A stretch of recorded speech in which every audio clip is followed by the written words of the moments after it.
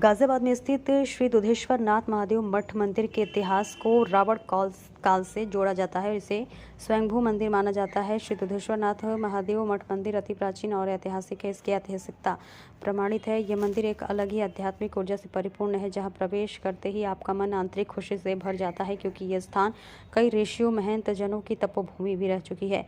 देश के 8 प्रसिद्ध मठों में से एक है। गाजियाबाद में स्थित दुधेश्वर नाथ मंदिर मठ एक भव्य मंदिर है। बता दें कि गाजियाबाद के इस मंदिर का इतिहास लंकापति रावण से जुड़ा हुआ है। माना जाता है कि यहाँ एक बार जो दर्शन करने आता है उसकी मनोकामना भोले बाबा जरूर पूरा करते हैं। और इस मंदिर का इतिहास प्राचीन और मान्यताओं से भरा हुआ है। पुराणों में हिरण्य नदी के किनारे बसे हिरण्यगर्भ ज्योतिर्लिंग का वर्णन किया जाता है और यही वजह है जहाँ रावण के पिता विश्वामित्र ने घोर तप किया था। बाद में हरनंदी नदी का नाम बदलकर हिंडन हो गया, और जबकि हिंडन गर्भ ज्योतिर्लिंग दुधेश्वर नाथ महादेव मठ मंदिर जमीन से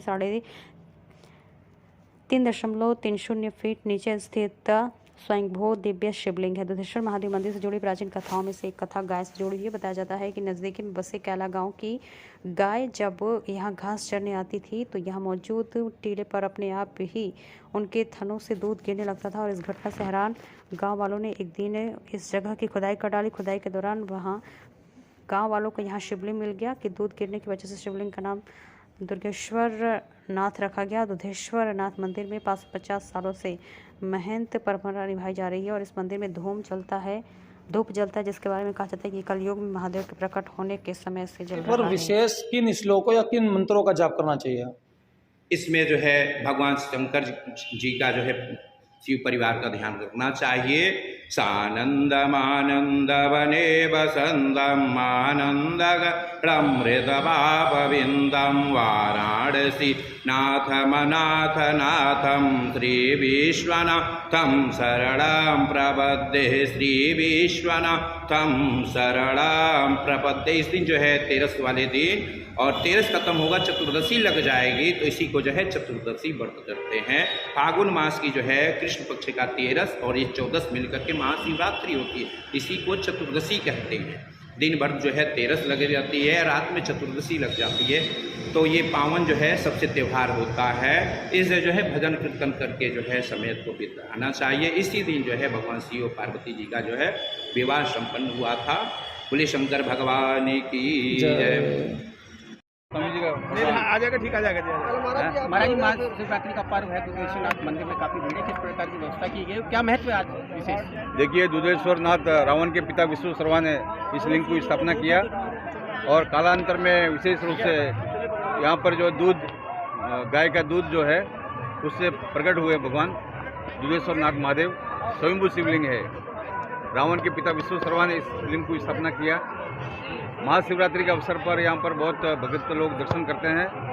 300 वर्ष के बाद इस बार विशेष योग बना है कि चंद्रमा और मंगल और अपना जो शुक्र प्रदोष और साथ में सर्वसिद्ध योग, ये तीनों योग 300 साल के बाद में आ रहा है। तो दुधेश्वर भगवान का विशेष पूजा करने के, शिव का या तो शमशान में वास होता है या कैलाश में होता है, और शमशान पवित्र, जैसा हमारे यहाँ 25-28 समाधि लगी हुई है, तो ये दुधेश्वर नाथ में 24 घंटा तक भक्तों का निरंतर जो है तांता लगा रहता है। दर्शन लोग करने के लिए यहाँ आते हैं। कितने भक्तों ने अब तक जल चढ़ा चुके हैं? अभी करीब 4-5 लाख। मैं सुबह जब 9 बजे गया था तो उस टाइम घंटाघर के पास में लाइन थी महिलाओं की, और उधर जो ठाकुर द्वारा तक थी, तो 4-5 लाख जो है सुबह से मतलब रात को 12 बजे से लेकर अब तक दर्शन कर चुके हैं। और रात को 12 बजे तक रहेंगे तो 8 से 10 लाख लोग हर साल आते हैं।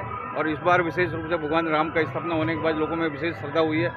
युवाओं में विशेष रूप से, युवा और युवती, मैंने देखा कोई विरुद्ध कोई खड़े नहीं थे, युवा और युवती पूरा लाइन में लग के भगवान भक्ति में ही होके पूरा जो है दर्शन करने भगवान दुधेश्वर नाथ का लाइन लगा के आ रहे थे। पूर्वक दर्शन हो सके, इसके लिए हम लोगों ने इसको जोन और सेक्टर में बांटा है। 5 जोन और 12 सेक्टर में इस पूरे मंदिर और उसके आसपास के इलाकों को हम लोगों ने बांटा है, जिसमें यातायात जोन और रूफ टॉप का भी जोन अलग से हम लोगों ने एक दिया हुआ है। इस पूरे जोन में यातायात की सुगमता के लिए यातायात का डाइवर्जन किया गया है। साथ ही साथ बैरिकेटिंग की व्यवस्था है, जिसमें पुरुषों के लिए अलग और महिलाओं के लिए अलग लाइन की व्यवस्था है। साथ ही साथ उनके लिए महिला फोर्स और पुरुष फोर्स की अलग से व्यवस्था की गई है। इस प्रकार कुल हम लोगों ने 6 राजपत्रित अधिकारी यहाँ पर लगाए हैं। इसके अलावा करीब 450 inspector SI head constable constable महिला कांस्टेबल मिला के करीब 450 की फोर्स होगी जो कि यहाँ पर लगी हुई है। इसके अलावा यातायात की पुलिस अलग से लगी हुई है।